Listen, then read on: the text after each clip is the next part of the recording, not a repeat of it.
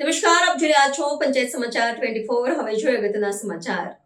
Limbdi police મથક ખાતે બકરી ઈદ પૂર્વે કોમી એકતા અને શાંતિ સમિતિની બેઠક યોજાઈ। આગામી બકરી ઈદના પવિત્ર તહેવારને અનુલક્ષીને લીંબડી નગરમાં કાયદો અને વ્યવસ્થા જળવાઈ રહે તે હેતુથી લીંબડી પોલીસ મથક ખાતે નાયબ પોલીસ અધિક્ષક ડી.આર. પટેલના અધ્યક્ષસ્થાને એક મહત્વપૂર્ણ શાંતિ સમિતિની બેઠકનું આયોજન કરવામાં આવ્યું હતું। આ બેઠકનો મુખ્ય ઉદ્દેશ્ય તહેવારના દિવસોમાં શહેરમાં ભાઈચારો, શાંતિ અને કોમી એકતા અકબંધ રહે તે સુનિશ્ચિત કરવાનો હતો, જેમાં સ્થાનિક પ્રશાસન અને નાગરિકો વચ્ચે સકારાત્મક સંવાદ સાધવામાં આવ્યો હતો।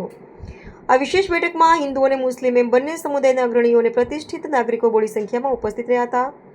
સુરક્ષા અધિકારીઓ દ્વારા ઉપસ્થિત તમામ આગેવાનો સાથે વિસ્તૃત ચર્ચા વિચારણા કરવામાં આવી હતી અને બકરી ઈદનો તહેવાર સંપૂર્ણ શાંતિપૂર્ણ તેમજ સૌહાર્દપૂર્ણ વાતાવરણમાં ઉજવાય તે માટે સહકારની અપીલ કરવામાં આવી હતી।